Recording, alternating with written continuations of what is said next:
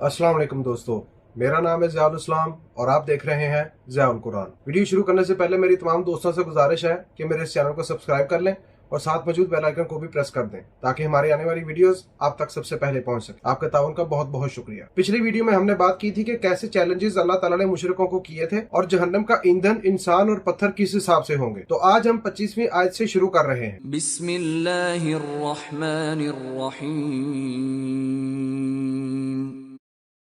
वबश्शिरिल्लज़ीन आमनू वअमिलुस्सालिहाति अन्न लहुम जन्नातिन तजरी मिन तहतिहल अन्हार कुल्लमा रुज़िक़ू मिन्हा मिन समरतिर रिज़क़न क़ालू हाज़ाल्लज़ी रुज़िक़ना मिन क़ब्लु वअतू बिही मुतशाबिहा वलहुम फ़ीहा अज़वाजुम मुतहहरह वहुम फ़ीहा खालिदून।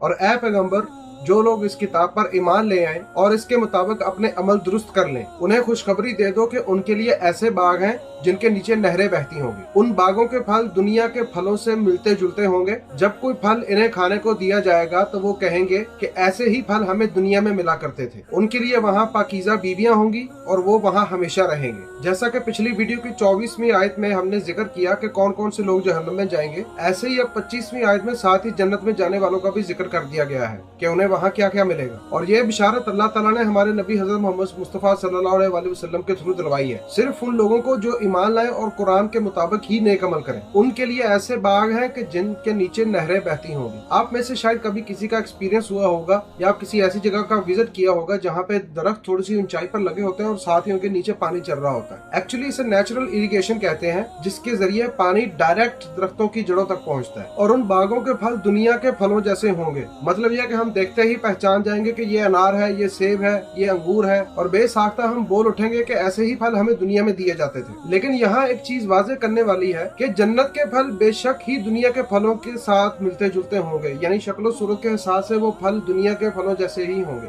मगर जायके के लिहाज से वो दुनिया के फलों से कहीं ज्यादा लजीज होंगे। यानी दुनिया में अगर हम एक ही फल बार बार खाते रहें तो उससे जी भर जाता है, लेकिन जन्नत के फलों का मामला ये नहीं है। वो फल आप जितना ज्यादा खाते जाएंगे आपको उसको खाने की उतनी ही ज्यादा क्यूरियोसिटी बढ़ती जाएगी और आपका कभी दिल नहीं भरेगा उससे। यानी इस कदर लज्जत से भरपूर फल होंगे वो। उनके लिए पाकीज़ा बीवियां होंगी और वो वहाँ हमेशा रहेंगे। पाकीज़ा बीवियों से मुराद वो औरतें हैं जिनसे अल्लाह ताला राजी होगा। ऐसा नहीं है कि जो औरत इस दुनिया में आपकी बीवी है वो जन्नत में भी आपकी ही बीवी होगी। शादीशुदा लोग मेरी बात को जरा गौर से समझें। अगर दुनिया की बीवी ही जन्नत में मिल गई तो फिर वो जन्नत तो ना हुई। जोक सपाट। असल में कुरान की इस बिशारत से मुराद ये है कि अगर दुनिया में मियाँ और बीवी दोनों ही जन्नत में जाएंगे तो अल्लाह ताला इन दोनों को जन्नत में भी रिश्ता इज़्दिवाज में मुंसलिक कर देगा। लेकिन अगर दोनों में से कोई एक भी जहन्नम में जाएगा तो अल्लाह ताला मर्द के लिए किसी और पाकीज़ा बीवी का इंतजाम कर देगा, और अगर मर्द जन्नत में जाएगा तो अल्लाह ताला उसकी बीवी को किसी और पाकीज़ा मर्द के निकाह में दे देगा। आप लोगों में से जो लोग भी शादीशुदा हैं, मेरी दुआ है कि अल्लाह ताला आपकी इज़्दिवाजी जिंदगी को पसंद फरमा ले और आपके इसी साथ को जन्नत में भी हमेशा के लिए कायम कर दे। लेकिन साथ ही साथ मेरी तरफ से इस्लाह भी यही है कि मेरे तमाम भाई और बहनें अपने हुकूक और फराइज को अल्लाह ताला के अहकामात के मुताबिक सर अंजाम दें ताकि सबके सब जन्नत के हकदार बन सकें। इन्नल्लाह ला यस्तही अन यضرब मसलन मा बऊदतन फमा फौक़हा فأما الذين آمنوا فيعلمون أنه الحق من ربهم وأما الذين كفروا فيقولون ماذا أراد الله بهذا مثلا يضل به كثيرا ويهدي به كثيرا وما يضل به إلا الفاسقين। हाँ, अल्लाह इससे हरगिज नहीं शर्माता कि वो मच्छर या इससे भी किसी हकीर चीज की मिसालें दे। जो लोग हक कबूल करने वाले हैं वो इन्हीं मिसालों को देखकर जान लेते हैं कि ये हक है जो कि उनकी रब की तरफ से आया है, और जो मानने वाले नहीं है वो ऐसी मिसालों को देखकर कहते हैं कि इन मिसालों से अल्लाह को क्या सरोकार। इस तरह अल्लाह एक ही बात से बहुतों को गुमराही में मुब्तला कर देता है और बहुतों को राह रास्त दिखा देता है। اور گمراہی میں وہ انہی کو مبتلا کرتا ہے جو فاسق ہیں۔ دیکھیں کسی بھی مخلوق کے حقیر ہونے یا اعلیٰ ہونے کی درجہ بندی بس انسان ہی کرتا ہے، جبکہ اللہ کی نظر میں کوئی بھی مخلوق حقیر نہیں ہے۔ البتہ جن مخلوقات کو انسان حقیر سمجھتا ہے، دراصل اللہ تعالیٰ نے انہی مخلوقات سے بڑے بڑے کام لیے ہیں جن کا انسان سوچ بھی نہیں سکتا، جیسا کہ نمرود کی موت کا سبب ایک مچھر بنا تھا۔ مردہ انسان کو کیسے دفنانا ہے، اس بات کی تعلیم اللہ تعالیٰ نے ایک کوے سے انسان کو دلوائی۔ ایک مکڑی نے غار کے منہ پر جالا بن کر ہمارے نبی حضرت محمد مصطفیٰ صلی اللہ علیہ وسلم کی مشرکوں سے حفاظت فرمائی تھی۔ یہاں تک کہ کعبے کی حفاظت اللہ تعالیٰ نے ابابیل نام کے پرندے سے کروائی۔ تو مخلوقات کو حقیر سمجھنا یا کہنا یہ انسان کا لو سٹینڈرڈ ہو سکتا ہے مگر اللہ کا نہیں۔ اور اللہ مچھر جیسی مثالیں پیش کرنے میں شرم اس لیے نہیں کرتا کیونکہ مچھر کی اپنی ذات میں ہی اللہ کے ایسے ایسے کرشمے موجود ہیں جن کا انسان تصور بھی نہیں کر سکتا۔ مچھر دیکھنے میں چھوٹا ضرور ہے مگر اس چھوٹی سی جان کے اندر بھی اللہ تعالیٰ نے ایسی ایسی کوالٹیز رکھی ہیں کہ انسان دیکھ کر دنگ رہ جائے۔ اب اگر اللہ کو حق جاننے کی بات کی جائے تو جس انسان کو اس بات کی سمجھ آ گئی وہ تو لازم بات ہے کہ وہ حق کے اوپر ایمان لے آئے گا، کیونکہ اللہ تعالیٰ نے اس روئے زمین پر موجود ہر ایک چیز میں اپنی نشانیاں رکھی ہیں، جو کہ ظاہری سی بات ہے کسی عام انسان یا کسی جن کی مخلوق تو ہو نہیں سکتی۔ لیکن جس نے اطاعت سے ہی انکار کر دیا یعنی جو فاسق ہو گیا، اس کے لیے ان نشانیوں میں بھی کچھ موجود نہیں، کیونکہ اللہ گمراہی کے راستے بھی اسی کے لیے کھولتا ہے جو حق کو پہچاننا ہی نہیں چاہتا، جو سب کچھ دیکھنے کے باوجود بھی اندھا ہوتا ہے۔ پھر وہ یہی کہیں گے کہ ایسی مثالوں سے اللہ کو کیا سروکار ہے، جبکہ جس چیز کی مثال اللہ دے رہا ہے دراصل اس کو پیدا کرنے والا بھی تو وہی ہے نا۔ الذين ينقضون عهد الله من بعد ميثاقه ويقطعون ما أمر الله به أن يوصل ويفسدون في الأرض اولئک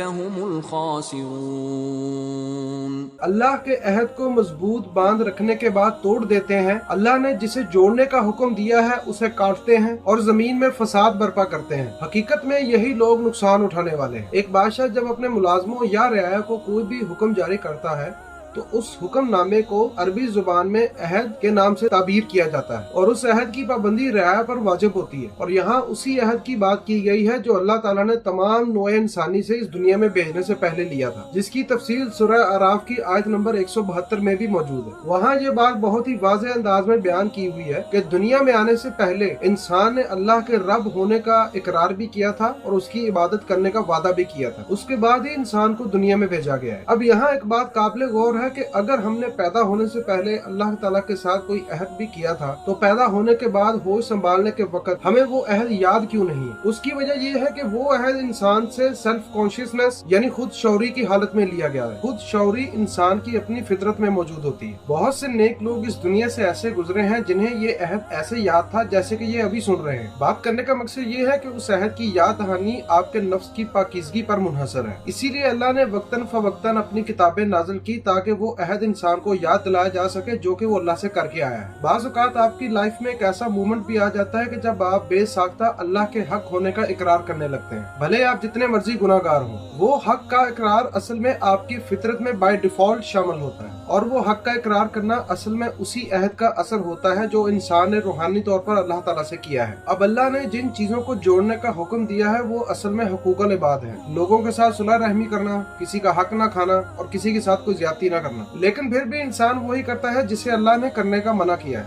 ہم میں سے اکثریت ایسی ہی ہے جو کسی نہ کسی کے ساتھ کوئی نہ کوئی زیادتی ضرور کرتی ہے، اور زمین میں فساد ڈالنے سے مراد یہ ہے کہ جو بھی نظام زندگی اللہ تعالیٰ نے انسان کے لیے مقرر کیا ہے تو اس نظام زندگی میں آپ کی وجہ سے کوئی بھی خلل پیدا ہوگا تو وہ فساد برپا کرنے کے مترادف ہوگا، اور حقیقت میں یہی لوگ نقصان اٹھانے والے ہیں۔ ظاہری سی بات ہے جب آپ کی وجہ سے اللہ کے بنائے ہوئے سسٹم میں کوئی بھی خلل پیدا ہوگا تو اس کی جوابداری بھی آپ سے ہی ہوگی، اور گلٹی ثابت ہونے کے بعد نقصان بھی آپ کو ہی اٹھانا پڑے گا۔ کیف تکفرون باللہ وکنتم امواتا فاحیاکم ثم یمیتکم ثم یحییکم ثم الیہ ترجعون۔ تم اللہ کے ساتھ کفر کا رویہ کیسے اختیار کرتے ہو حالانکہ تم بے جان تھے؟ اس نے تم کو زندگی عطا کی، پھر وہی تمہاری جان سلب کرے گا، پھر وہ تمہیں دوبارہ زندگی عطا کرے گا، پھر اسی کی طرف تمہیں پلٹ کر جانا ہے۔ یہاں مشرکوں کے لیے ایک کوسچن مارک اٹھایا گیا ہے کہ تم کس حساب سے کفر کر سکتے ہو اس ذات سے جس نے تمہارا وجود قائم کیا جبکہ تم کچھ بھی نہیں تھے، یعنی यानी कि तुम्हें एक मिट्टी के पुतले से एक जानदार इंसान बनाया, तुम्हें जिंदगी अता की, तुम्हारी मौत पर भी वही काबिज है, तुम्हें मौत भी उसी के हुक्म से आएगी, और जो तुम्हें जिंदगी देने पर कादिर है वो तुम्हें मौत देने पर भी कादिर है, और तुम्हें फिर से जिंदा करने पर भी कादिर है, क्योंकि जो तुम्हें पहली बार पैदा कर सकता है वो तुम्हें दोबारा भी पैदा कर सकता है। उसकी तरफ पलट कर जाने से मुराद ये है कि तुम बेशक जितने मर्जी इनकारी हो जाओ उसके रब होने पे, तुम चाहो या ना चाहो पलटना तुम्हें उसी की तरफ है, क्योंकि तुम्हारी अपनी जात पर भी सिर्फ और सिर्फ उसी की मर्जी चलती है। मुशरिकीन इसी बात से इनकार कर रहे हैं कि जब हम मर जाएंगे और मिट्टी हो जाएंगे तो हमारा दोबारा पैदा होने का सवाल ही नहीं उठता। यानी बंदा इनसे पूछा कि पैदा होने से पहले तुम लोग कहाँ थे, तुम पैदा कैसे हुए हो, जिस मिट्टी की तुम बात कर रहे हो दरअसल तुम तो खुद उसी मिट्टी से पैदा किए गए हो, तो तुम्हारा दोबारा पैदा होना कौन सा मुश्किल काम है उसके लिए। आप यकीन करें कि इस बहस का मुझे खुद एक्सपीरियंस हुआ है। मेरी एक हिंदू के साथ इसी बात पर बहस छिड़ गई, वो भी मानने को तैयार नहीं था कि हम दोबारा पैदा किए जाएंगे। मैंने भी उसे यही मिसाल दी थी कि अब जो तुम यहाँ पे बैठे हो अपने पूरे होशो हवास में मेरे साथ बहस कर रहे हो, तो मेरा सवाल ये है कि तुम फर्स्ट टाइम में कैसे पैदा हो गए। वो ये बात तो मान गया कि ऊपर वाले ने पैदा किया है, मतलब वो अपने पैदा होने का तो इकरार कर रहा था मगर दोबारा उठाए जाने का नहीं। फिर मैंने उससे यही सवाल किया कि जिस ऊपर वाले ने तुम्हें पहली दफा पैदा किया था तो क्या वो तुम्हें दोबारा पैदा करने पर कादिर नहीं। उस हिंदू ने ये कहकर बात ही खत्म कर दी कि जो तालीम मैंने अपने बाप दादा से ली है मैं उसी को मानता हूँ बस। फिर मैंने भी उससे मजीद बहस करना मुनासिब नहीं समझा, क्योंकि उसी वक्त मेरे दिमाग में ये बात आ गई कि अल्लाह ताला ने इसी बात का जिक्र कुरान पाक में कई जगह पर किया है कि मुशरिक अपने बाप दादा का नाम लेकर खुद को डिफेंड करेंगे मगर हक को समझते हुए भी तस्लीम नहीं करेंगे। और कुरान की यही बात जहन में आने के बाद मुझे उस हिंदू में वही इंसान नजर आ रहा था जिसके बारे में अल्लाह ताला ने कुरान पाक में बार बार बयान किया, और मैं दिल ही दिल में बेसाख्ता अल्लाह का शुक्र अदा करने लग गया कि कम से कम उसने मुझे मुसलमान तो पैदा किया है, और वो जात किस कदर हक है और उसे जुटलाना किस कदर इम्पॉसिबल। और इंसान की हठधर्मी देखें कि वो हक का इनकार करके पंगा किसे ले रहा है। आप भी इस बारे में सोचिएगा जरूर। मैं उम्मीद करता हूँ कि आज की इस वीडियो से आपको बहुत कुछ नया जानने को मिला होगा और पसंद आया होगा। अल्लाह ताला हमें समझने और नेक अमल करने की तौफीक अता फरमाए। अपना बहुत सा ख्याल रखिएगा। वाखिरु दावाना अल्हम्दुलिल्लाहि रब्बिल आलमीन। अल्लाह हाफिज।